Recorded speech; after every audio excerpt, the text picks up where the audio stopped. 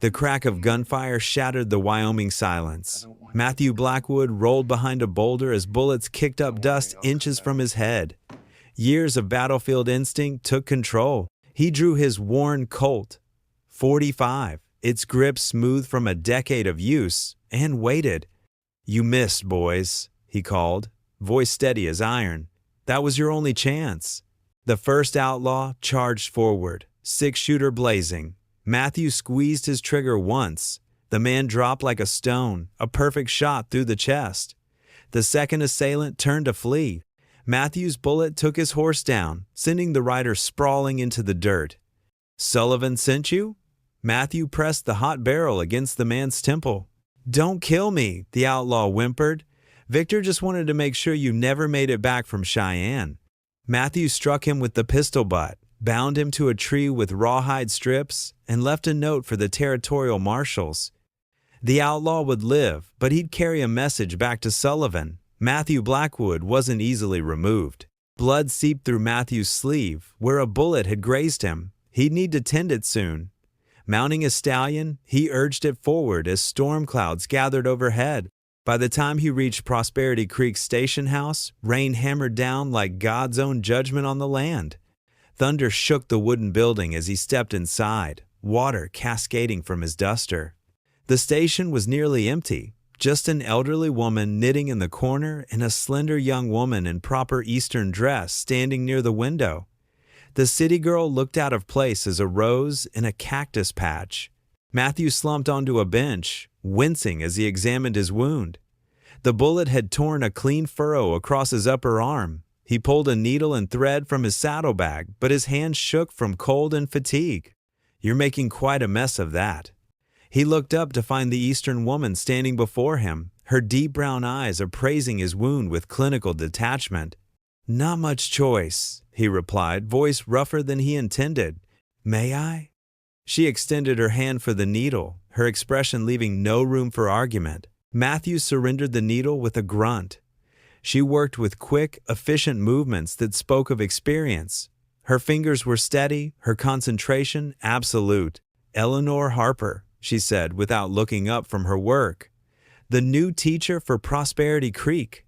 Matthew Blackwood, rancher from outside town. He studied her face as she worked. "Long way from home, I'd wager." "Boston," she confirmed, tying off the neat stitches. "And yes, it feels very far away at present." Lightning flashed, illuminating the leather-bound book protruding from his saddlebag. Eleanor's eyebrows rose in surprise. "Thoreau?" Her voice held a new note of curiosity. Matthew felt heat rise in his neck that had nothing to do with his wound. "Try to improve my mind when I can. A cowboy who reads philosophy." She met his gaze directly. "You're not what I expected to find in Wyoming territory." "And what did you expect, Miss Harper?" The corner of his mouth twitched. "Dust and lawlessness?" "Something like that," she admitted. "We've got plenty of both," he said, "but there's more to it. This land shapes people, makes them see what matters." The rain eased as they talked. Matthew learned she'd come west for a teaching position. He didn't press for details. Everyone in these parts had something they'd left behind. "The Riverbank Hotel's not far," he said eventually. "Storms let up enough. I'd be honored to see you safely there." They rode through the mud-slick streets, past the saloon and general store, toward the small hotel at the far end of town. Prosperity Creek was growing, though not fast enough for Matthew's liking. Every new business, every new citizen made it harder for men like Sullivan to swallow it whole. "School term starts Monday," Matthew said as he carried her trunk inside. "If you'd allow it, I could show you around town tomorrow." "I would appreciate that very much, Mr. Blackwood." "Matthew," he corrected. "Folks here use first names more freely than back east." Her smile caught him off guard. "Then thank you, Matthew. Until tomorrow." Morning brought blue skies and the promise of heat. Matthew had shaved, donned a clean shirt, and polished his boots before riding into town. Eleanor emerged from the hotel looking rested and ready. He helped her into his wagon, noting her straight posture and determined eyes. This wasn't some delicate flower who'd wilt in the western Sunday. "There's your schoolhouse," he said, pointing to the whitewashed building set apart from the others. Not fancy, but solid. Town raised money for new books last year. Eleanor's eyes brightened as she surveyed the simple structure. How many pupils will I have? 28 at last count, ages 6 to 16. Some only come when farm work allows. They toured the town, the general store, the bank, the newspaper office, and the 2 saloons. Matthew introduced her to shopkeepers and townspeople. Some greeted her warmly, others, like Mrs. Hollister, offered only cold acknowledgement. "Don't mind her," Matthew murmured. She wanted her niece to get the teaching position. By mid-afternoon, they'd reached the sheriff's office. Frank Morgan sat on the porch, his weathered face creased in a smile as they approached. At 65, the star on his chest had lost its shine, much like the man who wore it. "Blackwood, you old wolf," Morgan called. "Who's the lady?" "Miss Eleanor Harper, our new school teacher." "Eleanor, this is Sheriff Frank Morgan, oldest lawman in the territory and a damn poor card player." Morgan tipped his hat. "Welcome to our humble establishment, Miss Harper. Don't believe a word this scoundrel tells you about my poker skills." Their laughter was cut short by commotion from the saloon across the street. A group of men spilled out onto the boardwalk, voices raised in anger. At their center stood a tall figure in an expensive black coat, Victor Sullivan. Trouble. Morgan sighed, rising slowly, one hand on his lower back. Matthew stepped forward. "Stay here, Eleanor." But she followed a few paces behind, stopping at the edge of the gathering crowd. Sullivan's voice carried across the street. "The water rights are mine, legal and proper. Any ranch that wants access will pay my price." A rancher spat in the dirt. "You're choking us dry, Sullivan. That creek's been open land since before you showed your face." "Times change." Sullivan smiled without warmth. "Those who can't adapt disappear." Matthew pushed through the crowd until he stood face to face with Sullivan. The 2 men were nearly equal in height, but where Sullivan was sleek and manicured, Matthew was all sun-hardened muscle and weathered skin. "That's enough, Victor," Matthew said quietly. The street fell silent. Everyone knew Blackwood never raised his voice unless bullets were about to fly. "Blackwood." Sullivan's smile widened. "Surprised to see you alive. Heard there was trouble on the Cheyenne Road. Your boys need better aim." Sullivan chuckled. "Just business. Nothing personal. You should consider my offer for your land before the price drops further." "My land's not for sale. Neither is the town's water." Matthew's hand rested casually near his holster. "The law still means something here." "The law?" Sullivan laughed, gesturing to Morgan. "That old man can barely stand, let alone enforce anything. Face it, Blackwood, progress is coming, with or without your blessing." Matthew stepped closer, his voice dropping so only Sullivan could hear. "Touch one more ranch, threaten one more farmer, and it won't be your men in the ground next time." Eleanor watched the exchange with growing understanding. Matthew Blackwood wasn't just a rancher who read philosophy. He was Prosperity Creek's protector, the man standing between civilization and chaos. Sullivan departed with his men, the threat lingering like gun smoke in the air. Morgan shuffled back to his office, shoulders stooped with the weight of a badge he could no longer fully honor. Matthew returned to Eleanor, his expression softening. "Sorry about that. Not the welcome I'd planned for you." "Who is he?" she asked quietly. "Victor Sullivan, railroad money from back east. Buys up land, water rights, anything he can squeeze profit from. He's been circling this town like a vulture for months." They walked to the creek that gave the town its name, finding a quiet spot beneath cottonwood trees. The water ran clear and cold, life-giving in this harsh country. "What matters to you?" "Matthew Blackwood?" Eleanor asked after a comfortable silence. He considered before answering. "My ranch, the town, building something that lasts." He met her eyes. "Learning, growing, not being the same man tomorrow that I am today." Eleanor nodded, understanding in her gaze. "Is that why you fought for the Union?" Matthew's head snapped up. "How did you know?" "Your accent, not Southern, and the way you carry yourself. Military bearing doesn't fade easily." "Captain, 2nd Cavalry," he admitted. "After Appomattox, I couldn't go back to Pennsylvania. Too many ghosts." He rolled up his sleeve, revealing a long scar that disappeared under the fabric.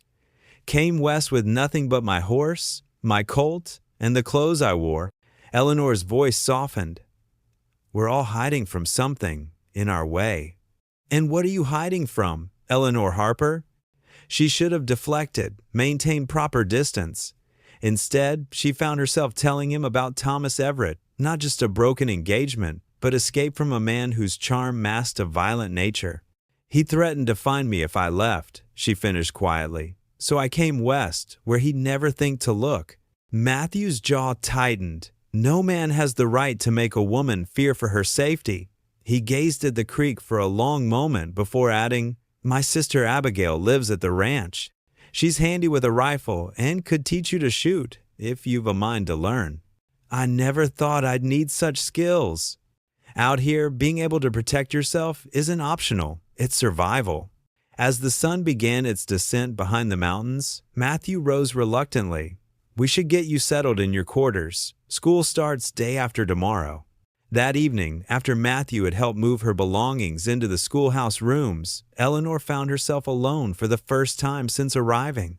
She unpacked her books, arranged her modest belongings, and pondered the complexities of Matthew Blackwood, a warrior who read philosophy, a gunman with gentle hands, a man fighting for a future while haunted by his past. The crack of gunfire split the morning air. Eleanor jerked upright in bed, heart hammering. A second shot followed, then a third. She rushed to the window. Down the street, riders galloped past, dust rising in their wake. At their head rode Matthew Blackwood, rifle in hand, face set in grim determination. 3 weeks had passed since her arrival in Prosperity Creek. 3 weeks of teaching eager children, meeting townspeople, and watching the growing tension between Matthew and Sullivan's men. Now, it seemed, that tension had erupted into violence. Eleanor dressed quickly and hurried to the sheriff's office. Morgan sat slumped in his chair, face gray with exhaustion. "Sullivan's men raided the Peterson place last night," he explained. "Burned the barn, shot the oldest boy when he tried to stop them." Morgan rubbed his chest absently. "Matthew's gone after them with some of his ranch hands. Will there be more violence?" Morgan's tired eyes met hers. "This is just the beginning, Miss Harper. Sullivan wants the water rights, and he'll crush anyone who stands in his way." For 3 days, Eleanor taught her classes with one ear listening for returning riders. The children were subdued. They understood what was happening, even if it wasn't discussed openly.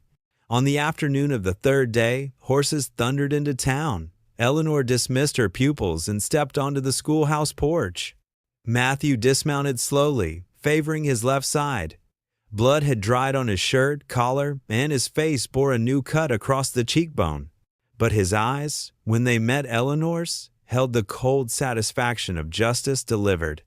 "We caught them," he said simply when she approached. "5 of Sullivan's hired guns. They won't trouble the Petersons again." "Are they?" 3 dead, 2 bound for territorial prison. No remorse colored his voice. "How's the Peterson boy?" "Recovering. The doctor says the bullet missed anything vital." Matthew nodded, wincing slightly as he shifted his weight. "You're hurt," Eleanor observed. "Caught a bullet graze." He attempted a smile that turned into a grimace. Nothing compared to Shiloh. Eleanor insisted on examining the wound herself. In the privacy of the schoolhouse, Matthew removed his shirt, revealing a body mapped with scars, both old and new. The fresh wound was an angry furrow across his ribs. "It needs cleaning," she said, professional tone masking her concern. As she worked, Matthew watched her with an unreadable expression. "You've done this before," he observed. "I volunteered in a Boston hospital during the last years of the war." Her hands remained steady as she cleaned the wound. "I've seen worse than this, Captain Blackwood." A ghost of a smile touched his lips. Most women would faint at the sight. "I'm not most women." "No," he agreed softly. "You certainly are not." News of the raid and Matthew's response spread quickly. Sullivan made no public comment, but tension hung over Prosperity Creek like storm clouds. Eleanor continued her classes, adding evening sessions for adults wishing to improve their reading and arithmetic. Matthew attended these sessions whenever he was in town, though he needed no help with basic education. "Just like watching you teach," he admitted one evening as they walked from the schoolhouse to her quarters. Their friendship deepened through those spring weeks. Eleanor found herself looking forward to his visits, to their conversations about books and ideas, to the quiet strength he exuded. In late April, Matthew invited Eleanor to Sunday dinner at his ranch. "Abigail's been asking to meet you," he explained. "She says I talk about you too much." The Blackwood Ranch sprawled across a verdant valley 7 miles from town. The main house was solid rather than grand, built for function rather than show. Fields stretched to the horizon, cattle grazed on distant hillsides, and horses watched curiously from their paddock. Abigail Blackwood proved to be a tall, striking woman of about 25, with her brother's blue eyes and direct manner. "So, you're the school teacher who's got Matthew reading poetry again," she said by way of greeting. About time someone civilized him a bit. The afternoon passed pleasantly, with a meal far superior to anything Eleanor had eaten since leaving Boston. Afterward, Matthew suggested a ride to show her the property. "First, though," he said, eyes twinkling, "Abigail's going to teach you how to handle a revolver." Eleanor protested, but Abigail was already retrieving a small Remington pistol from a drawer. "Every woman should know how to protect herself," she insisted, "especially out here." They set up targets behind the barn, tin cans on a fence rail. Abigail demonstrated proper stance, grip, and breathing. Eleanor's first shots went wild, but by the 10th attempt, she managed to graze a can. "Not bad for a beginner," Abigail approved. "Practice makes perfect." Matthew watched with approval.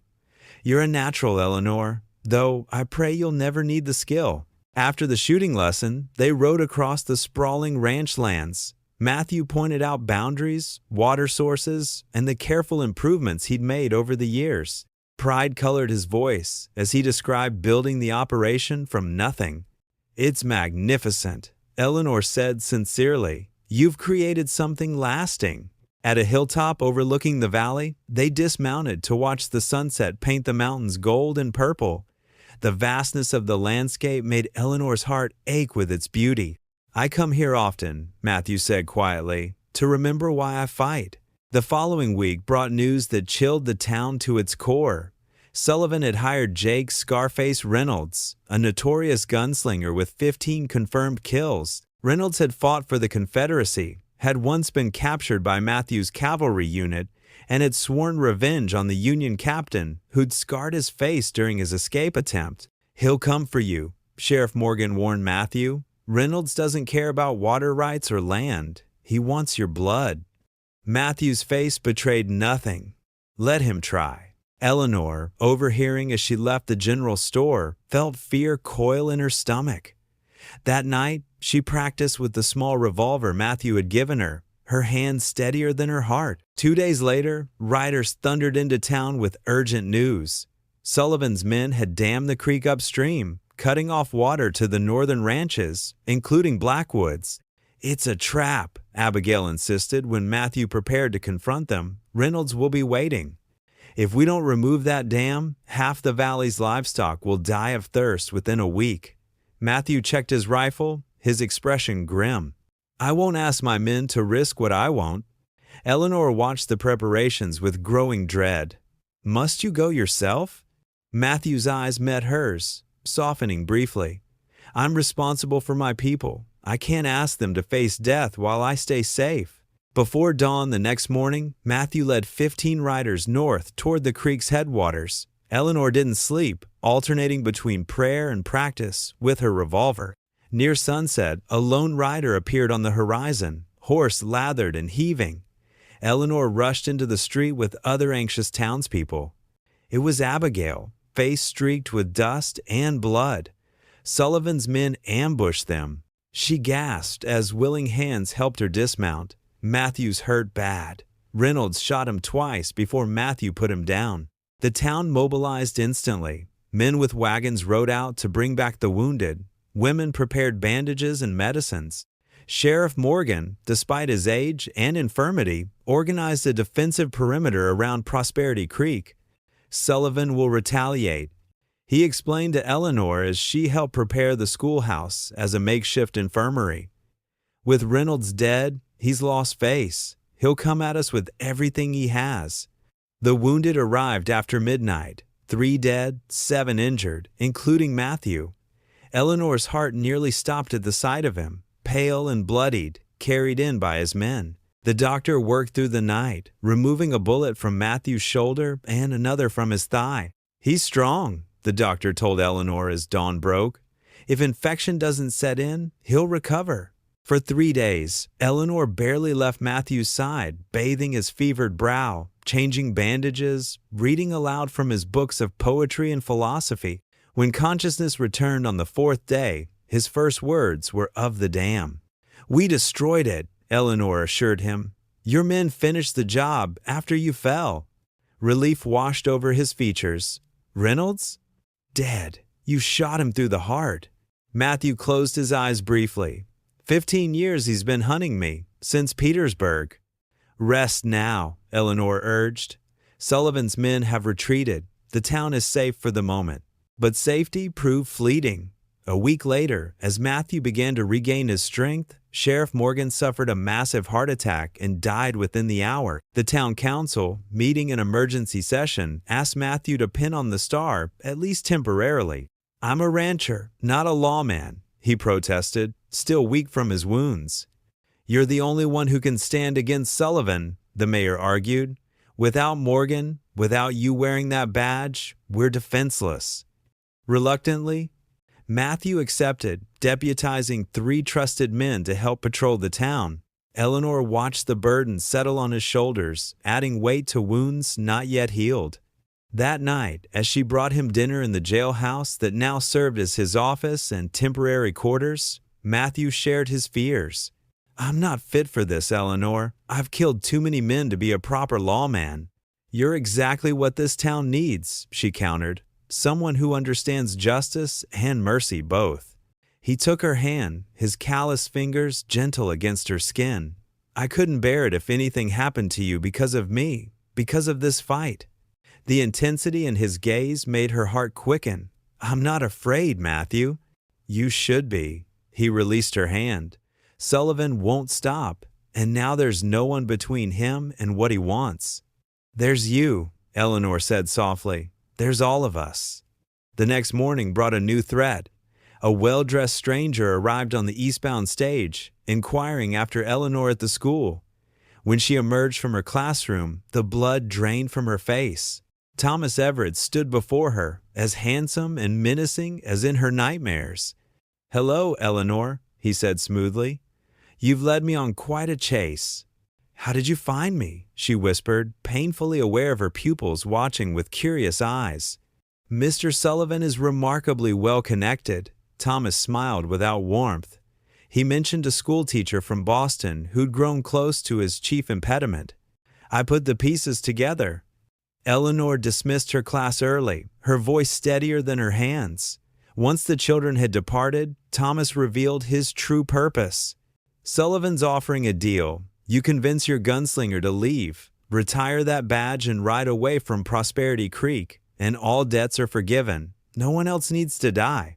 "And if I refuse?" Thomas's smile chilled her blood. "Then I'll tell your precious community about the baby you lost, about how you tried to trap me into marriage." His voice dropped to a whisper. "About what really happened that night in your father's study.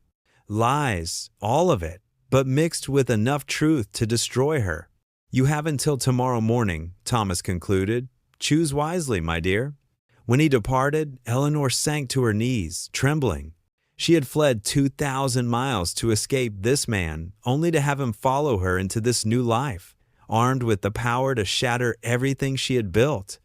That evening, she found Matthew at his desk in the jailhouse, cleaning his coat with methodical precision. "Sullivan sent an emissary today," she began, voice steady despite her inner turmoil. Matthew looked up sharply. "What kind of emissary?" Thomas Everett, my former fiancé. The color drained from Matthew's face. What does he want? You, gone from Prosperity Creek. Eleanor met his gaze directly. Or he'll destroy my reputation with lies about my past. Matthew's expression darkened. I'll kill him. That won't solve anything. Sullivan would just send someone else. Eleanor took a deep breath. There's something else you should know, something I haven't told anyone. As twilight deepened outside, Eleanor revealed her darkest secret. How Thomas had attacked her when she tried to end their engagement, how she had defended herself with a letter opener, how her father had covered up the incident to protect the family name. I didn't just leave Boston to start fresh, she concluded. I fled to avoid murder charges if Thomas decided to reveal the truth. Matthew listened without interruption, his face unreadable. When she finished, he rose from his desk and moved to the window, staring into the gathering darkness. I have a confession of my own, he said finally. Something Reynolds knew, something I've never told anyone here. He turned to face her. During the war, my unit was tasked with guarding a plantation near Richmond that housed Confederate wounded. A shell hit the main building during an artillery exchange. We were ordered to evacuate the prisoners, but in the chaos, his voice faltered. 27 men burned to death, men under my protection. It was war, Eleanor said gently. Accidents happen. It wasn't an accident. Matthew's eyes held a pain that transcended physical wounds. I ordered the doors barred while we secured the perimeter. I didn't know about the fire until it was too late.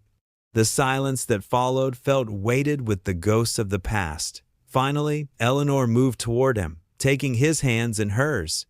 We've all done things we regret, she said, but we can't let the past destroy our future. Matthew's fingers tightened around hers. What will you tell Thomas? The truth, that I won't be threatened or coerced. Her voice strengthened with resolve. That Prosperity Creek is my home now, and I'll defend it as fiercely as you do. As she turned to leave, Matthew caught her arm. Eleanor. His voice was rough with emotion. Whatever happens tomorrow, know that meeting you has been the best thing in my life. She touched his scarred cheek gently. We'll face them together, Sheriff Blackwood. All of them. Outside, distant thunder rolled across the plains as storm clouds gathered once more over Prosperity Creek. The air smelled of rain and gunpowder, harbingers of the tempest to come. Dawn broke blood red over Prosperity Creek, painting the humble buildings in crimson light. Matthew stood on the jailhouse porch, watching as the town prepared for battle. His wounds still pained him, but he stood straight, the silver star gleaming on his chest, Colt .45 holstered at his side. Through the night, the town had transformed into a fortress. Following Matthew's military experience, men had positioned sharpshooters on rooftops, the general store, the hotel, and the church steeple. Others had created barricades from wagons and water troughs at strategic intersections. Women loaded spare rifles and prepared bandages, their faces grim but determined. Like Petersburg all over again, Matthew muttered as he surveyed the preparations. Abigail approached, a Winchester rifle cradled in her arms. Eastern wall secured, she reported. 10 men, good shots, all of them. Another 5 on the south road. Matthew nodded. And the schoolhouse?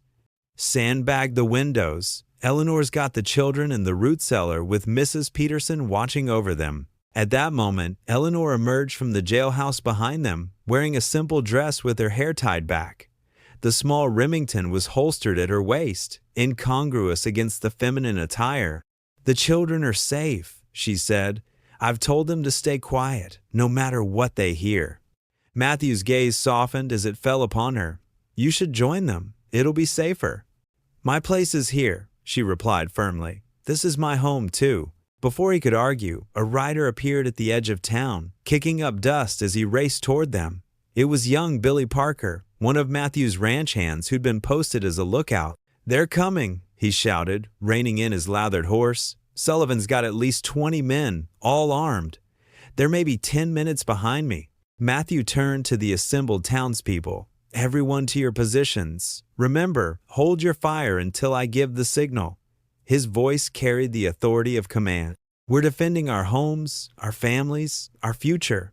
Today we show Sullivan that Prosperity Creek isn't for sale. The town scattered to their assigned posts. Matthew took Eleanor's arm, leading her to the relative safety of the jailhouse.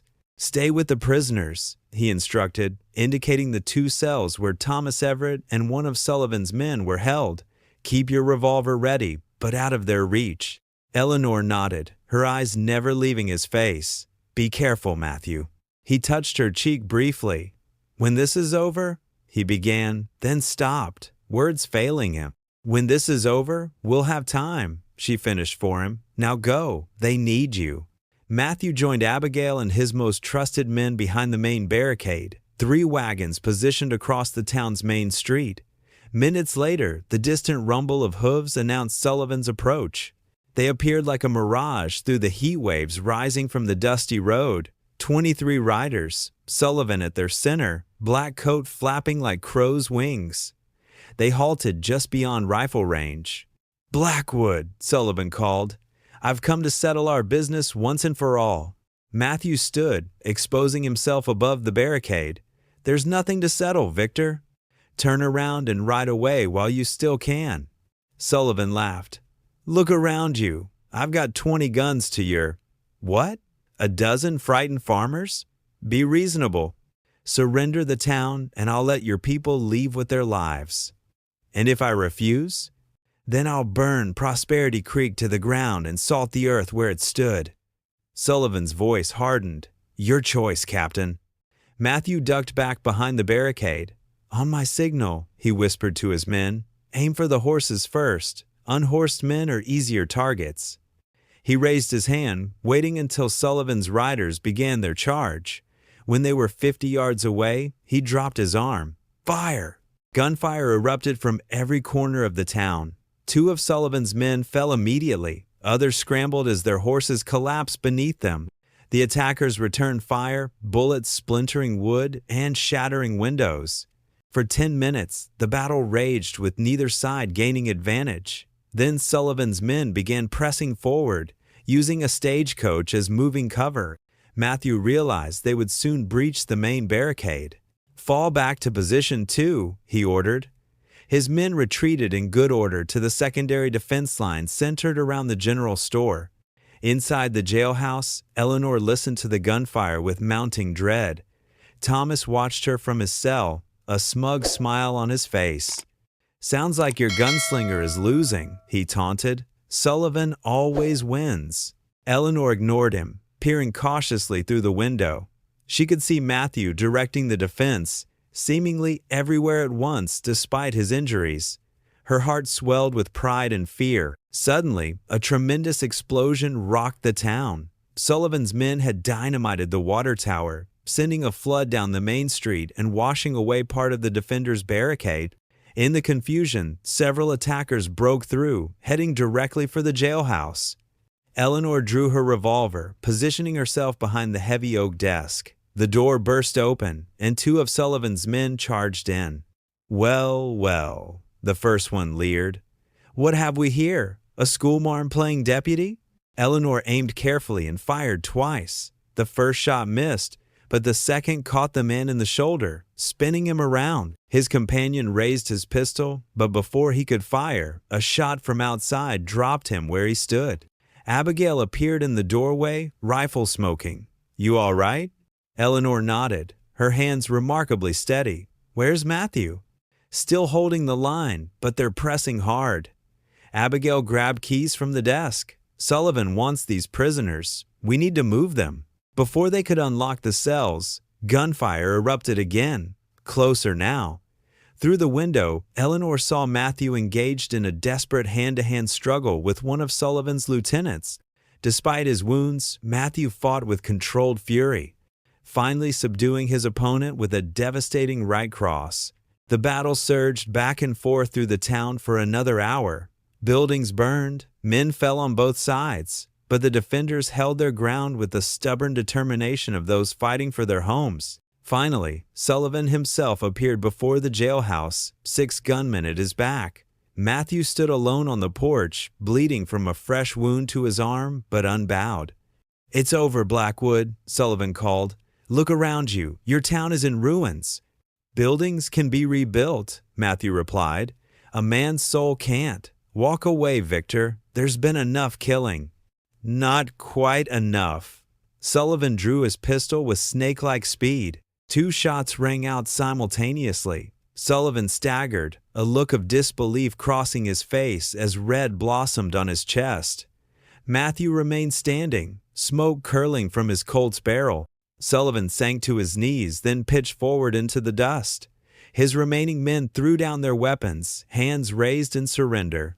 In the sudden silence, Eleanor emerged from the jailhouse, rushing to Matthew's side as he swayed unsteadily.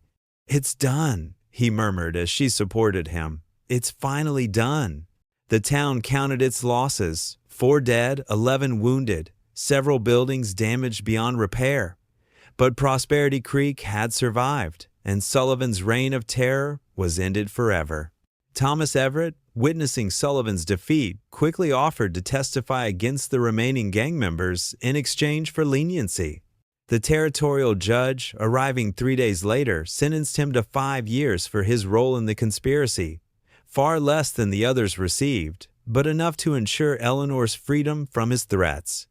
Before being taken away, Thomas sought Eleanor out one last time. "I never meant for it to go this far," he said, an unfamiliar humility in his voice. "I was wrong about you, Eleanor. You found your strength out here." "I always had it," she replied. "I just needed to believe in myself." She turned away from him without regret, closing that chapter of her life forever. Recovery came slowly to Prosperity Creek. The town buried its dead, rebuilt its buildings, and gradually returned to its routines. Matthew, officially appointed as sheriff, trained young deputies in the skills he'd learned through hard experience. Eleanor continued teaching, adding new classes for adults eager to improve their prospects. Her schoolhouse became the heart of the community, a place where learning flourished and dreams took root.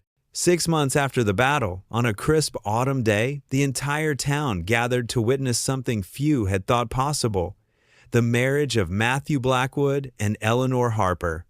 The ceremony took place beneath the cottonwoods by the creek, where they had first truly talked.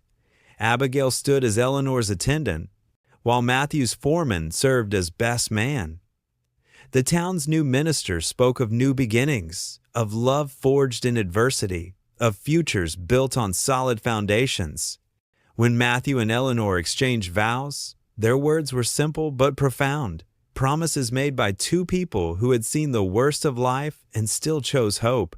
The gold bands they exchanged glinted in the autumn sunlight, symbols of a bond that had withstood gunfire and threat. "I now pronounce you husband and wife," the minister declared. Matthew's kiss was gentle, yet filled with promise, drawing cheers from the assembled townspeople.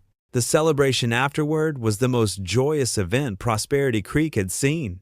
Tables groaned with food, music filled the air, and even Mrs. Hollister was seen to smile and tap her foot to the fiddle tunes. As evening approached, Matthew led Eleanor away from the festivities, toward the hilltop overlooking both the town and his ranch. They sat together in companionable silence, watching the sun sink toward the distant mountains. "Remember when I told you this land shapes people?" Matthew asked, his arm around her shoulders. Eleanor nodded, leaning into his strength. "It shaped me," he continued, "gave me purpose after the war. But you, Eleanor, you shaped this town, gave it a heart and a future." "We did it together," she corrected gently. "All of us." Matthew smiled, the lines around his eyes crinkling. At 40, with silver threading his temples, he carried the quiet dignity of a man who had faced his demons and found peace. "There's talk of gold in the eastern hills," he said after a while. "Prospectors already heading that way." "More changes coming?" "Always are, but we'll face them together." He took her hand, his thumb tracing the gold band on her finger. "No regrets?" Eleanor turned to face the valley spread below them. The ranch buildings, the town in the distance, the creek winding like a silver ribbon through the green land. "Not a single one," she said, and kissed him as the wind whispered through the tall grass and the first stars appeared in the darkening Wyoming sky. As night fell, they made their way back toward town, where lights glowed warm and welcoming. The music of celebration still drifted on the evening air. In the distance, a rider approached along the eastern road, perhaps bringing news of the rumored gold strike, perhaps carrying the next challenge for Prosperity Creek and its protectors. Whatever came, they would meet it together, a town united, a love forged in fire, a future as vast and promising as the western horizon itself.